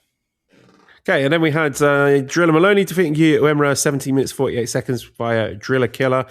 This one was very interesting stylistically, because obviously Drilla Moloney has his particular style of wrestling where it's sort of very big muscle man, hard hitting, kind of strong style wrestling, if you like. But Drilla here, I felt he wrestled Yuya's style of match and tried to match him hold for hold, and they were kind of replicating each other's moves there, and he was trying to show that he could hang with him on the sort of a technical level rather than just being a power wrestler guy, and showed a lot of range and a lot of versatility that we've not seen from him up to this point, I feel. And this is just unbelievable, the amount of background noise here. Again, no respect. I feel like Yuya has got this vision. You know what it is, Damon? I bought an ice maker. That's what's making the noise. Because it's very, very hot, and it's been an absolute blessing. I'm so glad I got one. But there's that going on. Mally's blowing her nose down there, despite my begging her to shut the fuck up. She's got an iced drink as well, so she's shaking that around. So I don't know why I bother. I might as well just pull the plug. No. But, anyway, what was I talking about? So Yuya Uemura, he's got his vision for what strong style should be. Like, he's redefining it for a new generation, and it's this kind of throwback, almost Ricky Steamboat style wrestling. Yes. And it feels like Drilla, the way that Drilla engaged with that was him kind of endorsing Yuya's vision of what wrestling in New Japan should be by matching him for that and coming to his level on that. So it was just, very interesting seeing him change his style up like that. And the effect of that, I don't know if it was because of that or just the character dynamics or how the fans feel about the individual wrestlers, that the crowd were really behind Drilla here. Not just this match, like it's been like this for a while. Like you can really hear the chants for him. Yep. And he was getting significantly more chants than Yuya, which I found really quite curious. That you would think Yuya ticks all the boxes to be an absolute beloved babyface for the domestic fans. But there's something that's not quite connecting with them, which is very strange to me because, he's a homegrown guy, he's a dojo guy, he's got the good looks, he wrestles nicely, he's got all the babyface aesthetics, whereas Drilla is a guy, all of his mates have left the company and gone to AEW or WWE or whatever, and by all accounts, like he should be the kind of wrestler that is getting booed. But the fans seem to absolutely adore this guy now. And when it came down to these two people being in the ring together, it seemed like the fans overwhelmingly siding with Drilla rather than Yuya, which I just found quite unusual. And also sort of looking at the standings here, if I'm not mistaken, Drilla, he's at the top of the table. Yeah, he's won all his matches. Now, has he won all his matches? How many matches has he had?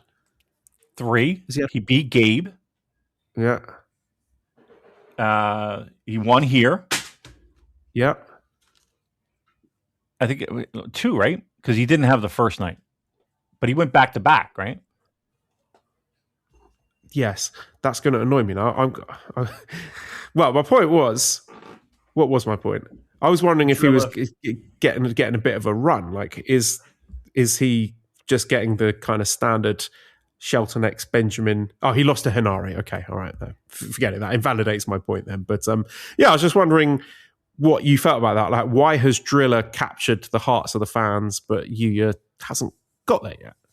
I feel like there's a certain fighter mentality in Drilla that people are connecting with. I feel like there's... I'm not going to say underdog, but like he is going to give 1,000%. And I think that radiates through the screen and in the ring. I think he's one of the most improved wrestlers. Like this G1 has done like a ton to amplify him in my mind. I think he has been outstanding. And so Yuya, I'm glad you mentioned his style because to me, it is so absolutely refreshing. Like he's not in there to plunder. He's not in there to go walk and brawl and throw people into chairs and move furniture. And he's there to fucking deep arm drag. And he's there to work an arm and work a leg. And he's there for a big drop kick. And then we're building and building and building and building. I absolutely fucking love what I've seen from Yuya. I really have. He is a throwback. Like all right, let me ask you this. So you think that the crowd was pro Drilla and maybe you know, we'll do the red shoes. Is it this guy or you're rooting for this guy? I feel like it was pretty split. There were times where Drilla kind of got a little bit more love, but I think that was just more of, hey, come on, fight back kind of thing. What did you think about the Yuya Love Fest on night, I guess, 3? Do you think that was contrived? Do you think that was genuine? Do you think there's something there? I think he needs more of that. Okay. More opportunity to do that because he just feels a little bit awkward doing that. It doesn't come as naturally to him. I wonder if he's just that kind of person. Like that's his personality, where he's just so sort of fixated on the wrestling aspect of it, that the whole thing about connecting with the crowds and that kind of easy way that someone like a Tanahashi would have of being able to interact with the crowd, and engage with them and get their adoration just doesn't come quite as naturally to Yuya as it does with other people. I'm not sure. Right. All right. And I hear you. I mean, and he has the hardest job in pro wrestling. Like I think it is much easier to be the guy, to be the heel, to walk and brawl, or maybe do he's working ultimate babyface, which again is very easy for fans to be like hand wave and be like, nah, not yet. I mean, we saw it with Shota where they just fucking turned and shit on that idea. And it's a hard thing to do. It's incredibly hard to get 1,400 people to go on the ride with you. And it's a lot easier to be the guy walking into the crowd, giving middle fingers and saying, fuck you. Again, in the ring, it's equally as hard, I would say, maybe even harder being the baby face and trying to elicit that feeling of emotion and getting pounded on and making the big baby face come back and all the stuff that goes into it, right? And the post match and all that. Like, it's a very difficult thing to do. Probably the hardest thing. And again, I feel like he's it. He is that guy. Will it become a little bit smoother? Yes. I think in ring he's refreshing. He's a tall glass of water. In a world where it's very easy to go, and I'm not knocking him here. Let's be very clear. I'm not knocking it because I think what he's doing is working, but I think it's easier to be Yuto-Ice than it is to be Yuya Uemura. That's for sure. Yeah, and he's not quite figured out who he is yet. He's not really got the gimmick or the personality down, and he's not the only one. I mean, that seems to be a bit of a... Can you stop doing that, please? We're stars. Maliwan! Can you stop doing that to the ice, please? It's very noisy. Christ. We're doing a worldwide podcast here. Very popular. My point was that he's not the only person who's struggling to figure out his gimmick, whereas someone like Yuto-Ice has just... It seems to have appeared fully formed at the first attempt. Totally realised, and everyone gets it, and everyone's on board with it. Whereas the grip or the roughneck or heat storm, it's more nebulous and harder to actually. She's still doing it. Fucking ice machine. Throw that thing right at the window. Just fucking smash it right in front of her. Just be like, okay, you want to make it? Just smash it right in front of her. Be like, you know what? Who's the person listening right now? Or maybe they left, but who is the person? Mikey's in the chat. Mikey gives us money. Be like, Mikey paid for this, and I'm smashing it, breaking it in a million pieces. I'm just gonna just climb up on the mezzanine and do a high fly flow onto the table right through a MacBook. Yeah, smash. Yes, I agree with you 1,000%. And I will also say that Yuya really hasn't had that struggle yet. That in storyline wise, like that, we're still young. He still has a whole, I'm down and out, and like New Japan likes to do, and we're going to fight back to rise to the top and capture some gold and all that stuff. So I think there's plenty of time for that, but I love what I see right now. Yeah, no, Mikey's made the point as well. Drilla feels more authentic. So, Drilla is authentic, right? He knows who he is, and that comes across to the crowd, and perhaps it is that authenticity more than anything that the domestic fans connect to primarily. Like that's like the instant connection. If they can feel that the person going out there knows who they are and does that with conviction and belief, then they will believe in it too. So interesting to track that going forward. So the main event here was Callum Newman defeating Zack Sabre Jr. 20 minutes 11 seconds via Schoolboy. Really interesting match.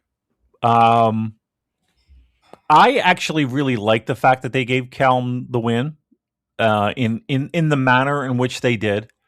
because it felt like Zack was kind of like the teacher and Callum was the student for a little bit of this match. I hate throwing around the term disappointed because I really wasn't. I thought the match was very good. I thought they had more in the tank, dude. I really did. I really thought this was going to be something where my pants are going to be down and the pants weren't even unbuckled. I thought it was Wow. I thought this was good on the higher end of good. I think they have absolutely another gear that I don't think they hit. And again, I don't know if this is just my knackered attention span, whereas I feel I could say about pretty much every New Japan match, or particularly the main events, that it took a while to get going.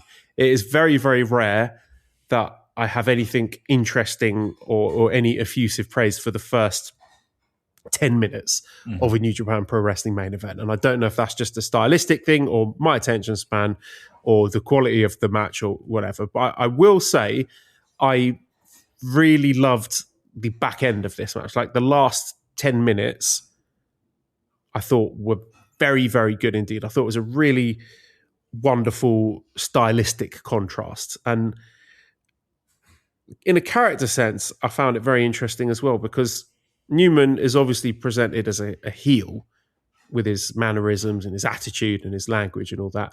But throughout the match, he really took the fight to Zack, where with his injured shoulder, if we buy into that kayfabe, right.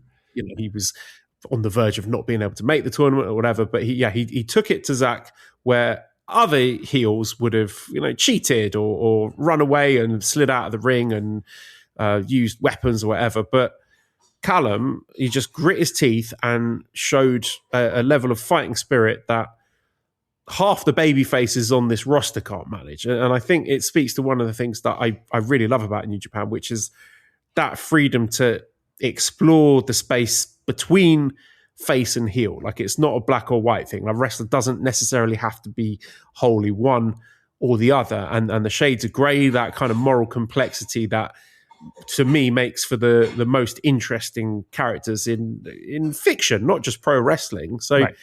I felt like it was a staggeringly babyface coded performance from Newman. He didn't back off, and he just told Zack to bring it to him. The bit at the end where he's tearing the tape off his shoulder and roaring in agony as Zack just went to town on him. Like, Zack doesn't give a fuck. He's not an honourable necessarily a guy. He's not going to take it easy on him. If he sees that weak point, he's going to go after it like a fucking Rottweiler with a bone. But again, therein lies the classic trope of so many vintage Zack performances where he gets baited into a striking match by someone who's a better striker than him, someone who can hit harder than him, and his hubris is used against him. So I just love the finisher. I thought it was absolutely brilliant and really well layered as we got Zack becoming more and more cocky and ruthless, and he's kicking lumps out of Newman's injured shoulder, and Newman's launching his big counter strikes, and a lot of his moveset, he's having to do it one-handed because of his injured shoulder. And then Zack figuring, okay, right, I've weakened his shoulder enough. He goes to his bread and butter with his pinning combinations and his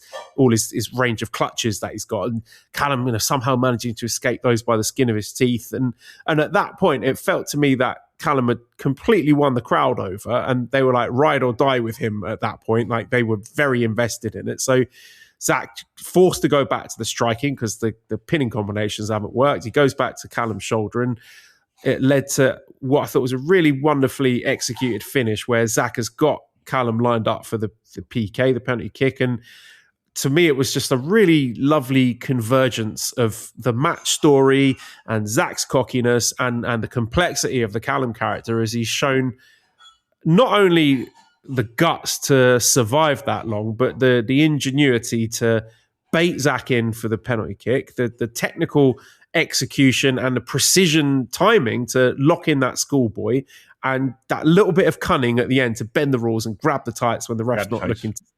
Like, it wasn't beating you over the head with it. It wasn't overt cheating like you might expect with like a House of Torture wrestler. It was just that little bit at the end, fistful of tights, and that was it. Like, he knows that's the only way he is going to be able to beat Zack, because he's hanging on by the skin of his teeth, waiting for that moment, for everything to line up perfectly for that smash and grab victory, which is also just a delicious little fuck you to the fans who were just starting to believe in the goodness of Callum Newman. And like, to me, just that was in a nutshell some of my favorite stuff about New Japan, condensed into a 5-minute sequence of wrestling where the characters and the creative freedom and the diversity and the quality of wrestling, all those different styles and abilities combine perfectly to produce something that is just much, much more than the sum of its parts. And I don't know, it tickles a part of my brain that gets me fist pumping in my living room. And also I think serves as proof of concept in like a wider point I've got about New Japan in 2026, where you've got these incredibly talented and hungry young wrestlers like Callum Newman and Suji, Yuya, Oiwa, Shota, Oleg, Gabe Kidd, Aaron Wolf, Yuto, Oscar. And then you've got the gatekeepers, like your former world champions, guys like Zack and Takeshita and Shingo, SANADA, where it feels like any combination, either within those groups or between those groups, could produce fireworks if things line up right. And we don't yet have the clear stars and headliners yet, but if you can step up and deliver like I feel Callum is doing, then that crown is there for the taking. Yeah. Yeah. You know what? I loved your analysis of this, because I was a little bit sour on the finish. But, you laying that out the way that you did, got to admit, it went a little bit over me. But you kind of reeled it in and like, yeah, you know what? That's a good point.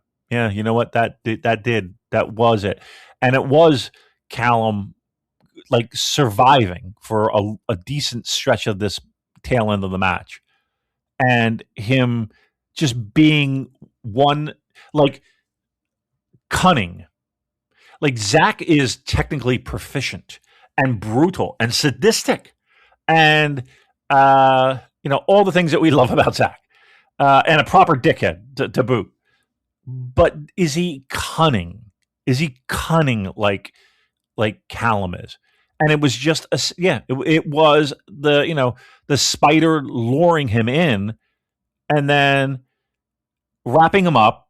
And again, the little tug of the tights helped solidify the fact that, yep, I am maybe a little bit more of a weasel.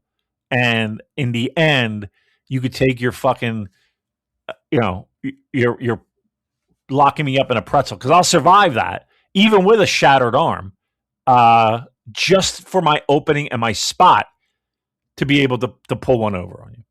Yeah, I mean that is a subtlety that maybe before a 9 a.m. meeting I probably missed. So good job by you. Well done. Yeah, I do sometimes have a tendency to probably overanalyze specific sequences in matches and imbue them with a narrative significance and intentionality that might not have been intended by the wrestlers. But again, that was just something that sometimes I see a finish and I just vibe with it, and I just watch it a few times, and I start to kind of notice things, and that's part of the fun of being a New Japan fan. Like, sometimes we pick up breadcrumbs, or we fill in those blanks, fill in the gaps, and kind of put our own little narrative strings in to sort of tie things together that the wrestlers might not necessarily thought of. So again, I don't speak to Zack Sabre Jr. or Callum Newman. I'd love to. Lads, if you're listening, get in touch, let me know, am I onto something there? But I just thought it was a very cool finish to the match, and it was good stuff. But also, I love the fact that, and this kind of harkens back to like our little meetup thing, and just talking pro wrestling, and me, my battery gets drained very fucking easy, and I'm always looking for the fucking exit, my Irish exit out. That's the enjoyable thing when you hear, because sometimes I might be in a vacuum and I might miss things that I think that aren't as significant that maybe other people do, and to hear those opinions and those thoughts and being like, oh yeah, there's something there, and yeah, I see it. Okay, sometimes I need to be shifted in a thought process. No, well done, excellent job. Listen, I'll admit I missed that one. I fucking swung and missed, but yeah, way to bring that around, because yeah, you're right. That turned into a finish that maybe I felt was a little bit flat. Actually, was pretty significant in the way they did it. So well done. And also, Mikey makes the point that Callum has lost one singles match since the end of last year's G1. So he's on a hell of a tear right now. All right, Mikey, listen, what are you trying to do? You want the second mic? You trying to take my job? I'm trying to encourage people to get on the YouTube, because this is the Mikey show now. Yeah, so, Mikey's Mikey, have you got any questions for us before we wrap it up? Yeah, Mikey's been good. Mikey, chime in. You need to get on his level, everyone else. Yeah, let's go. Come on, Mikey. Fire one at me. Damon. I'm trying to get Mikey to do some Resident Evil audio with me. Oh, I'm thinking of doing a special episode on, well, specifically the Resident Evil 2 remake, but I would quite like to do just a Resident Evil retrospective. I want to do just a series of podcasts on all of the games. All right. I'll tune in. What are you going to call the show? God, that's a good question. Come on, dude. You got to market this shit. Resident Watanabe. It's actually, I was going to say that stinks, but it's actually fucking charming. I love it. Resident Watanabe. I can't wait for episode 1. Or it could be, this is Resident Evil. Everything is Resident Evil. So better wa Resident Evil. And you got to shake the fucking camera when you fucking zoom in. I did love that. I thought that was really a silly yet effective thing that they did for him for his ring entrance. I love that. Yeah, look where it got him. He's got his dream job now. Is he? Did he debut yet? Did he debut? Yeah, he's in NXT. Okay, I haven't watched a thing of him. Have you seen anything? What's been the general consensus? I don't know. I think I follow him on Instagram, so I see little bits and pieces and clips. Okay. I think he's had a feud with Tony D'Angelo. Oh. And I think he might have challenged unsuccessfully for the NXT title, which I don't know what to make of that. I was hoping he was going to win it. I was hoping he was going to win the big one. I was cheering for him, but yeah, wasn't to be this time. Naraku, unlucky. Yeah, what's his name? What's his name there? Naraku. All right. They're just making up shit. I think it means, I don't know, hell or something like that. No, I think hell is Jigoku. What does Naraku mean? I'm going to look it up because stinky socks, I would say. Soiled panties. So in Japanese Buddhism and mythology, it's a term used to describe the Buddhist underworld or hell. So yeah, I was right. No, he's conjuring spirits.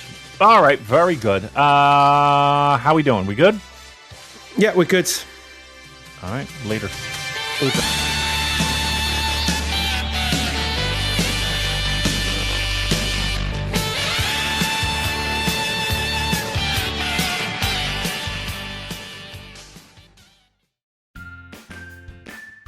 Hi, I'm Andrew Rich, and if you're like me, you look at the state of modern wrestling discourse and think, wow, what a cesspool. That's why I'm here to tell you about Music of the Mat Remix. That's right, your favorite wrestling music podcast is back with a new format, where I bring on a guest and we play songs related to wrestling-themed topics. It could be a wrestling reference, a wrestling concept, a wrestling pun, things of that nature. Now you might be saying, Andrew, that is a very, very tenuous connection to pro wrestling on a wrestling podcast network. Is this just an excuse to hang out with your friends and talk about music and ignore the rest of the wrestling landscape? Yes. Yes, it is. So listen to Music of the Mat Remix on the Voices of Wrestling Podcast Network, available on Apple, Spotify, or your podcast player of choice. Most people don't realize how much their personal information is being bought and sold every day. Data brokers are making billions pulling details about you from public records and the internet, and then packaging and selling it, usually without your consent. That's how your information lands in the hands of scammers, spammers, even stalkers. It's why you get endless robocalls and why ads seem to follow you everywhere. That's where Aura comes in. Aura actively removes your data from broker sites and keeps it off. They also instantly alert you if your information shows up in a breach or on the dark web. But Aura goes beyond data protection. With one app, you get a VPN, antivirus, password manager, spam call protection, dark web monitoring, and even up to $5 million in identity theft insurance, all backed by 24/7 US-based fraud support. Other companies might sell just credit monitoring or just a VPN.